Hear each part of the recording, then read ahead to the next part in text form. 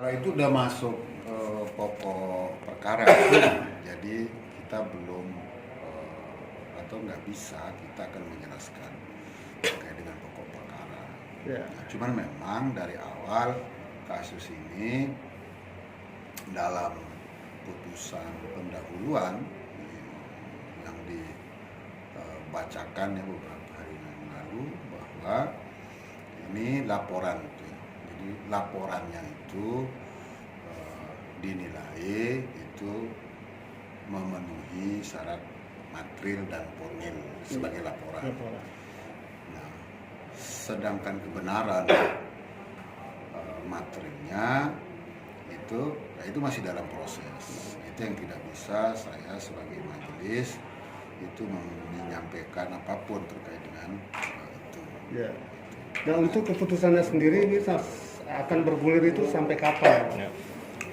Kita dalam jadwal yang sudah disusun oleh Majelis Sekretariat ya, itu nampaknya ini pembacaan putusan sampai akan melewati tahun ya. Jadi kemungkinan pembacaan putusan itu di tahun 2021. Kemungkinan itu. Bulan berapa Bang?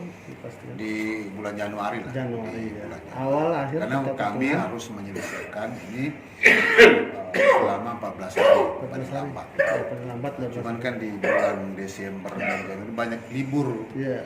Sementara ini harus hari kerja. Gitu. Nah itu yang nah, kita kan live, kan? Jadi bisa ditonton oleh masyarakat. Ya, jadi publik bisa mengakses bagaimana proses jalannya terjadi, persidangan. Ya. Jadi jalannya persidangan apa itu Bawaslu itu membuka ya secara memberikan akses kepada publik secara live. Bang, sebenarnya ini kan bisa diputuskan di tingkat kabupaten. Tidak.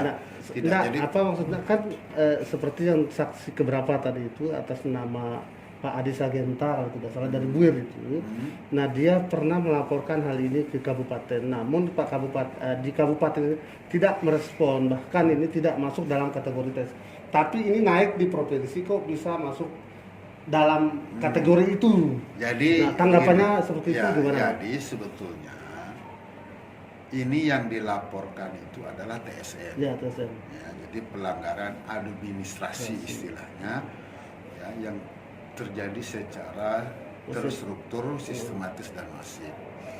Nah, kewenangan untuk menyelesaikan dugaan pelanggaran yang terjadi secara terstruktur, sistematis dan masif itu ada di provinsi, ya. Tidak ada di kabupaten.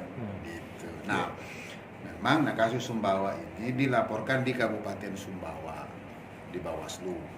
Nah, Bawaslu Kabupaten Sumbawa karena dia tidak punya kewenangan untuk menyelesaikan secara pelanggaran administrasi yang bersifat TSM itu, kan disampaikan ke provinsi. Jadi kalau kabupaten itu nggak punya dia kewenangannya, yang punya kewenangan itu adalah Bawaslu provinsi. Maka kita memeriksanya di provinsi. Tahapan kedepannya apa lagi nih Pak? Tahapan-tahapan selama 14 hari. Ini masih kan hari ini pembuktian pelapor. Ya. Ya, nah, kita sudah sepakat sama-sama 2 hari. Ya, jadi pelapor punya kesempatan untuk membuktikan seluruh dalilnya itu 2 hari. Terlapor juga begitu. Jadi hari ini masih menjadi waktu pelapor untuk membuktikan agar kita bisa berikan secara fair ya, masing-masing pihak. Mungkin ada harapan Bang terkait dengan proses ini?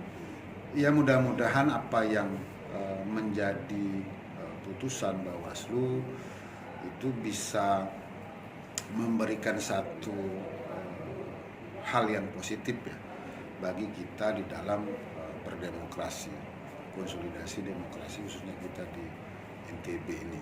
Ya. Gitu ya. Jadi itu artinya. Yang memutuskan nanti Bawaslu sendiri? Iya. Atau ada lembaga lain juga? Nggak ada. Jadi Bawaslu provinsi akan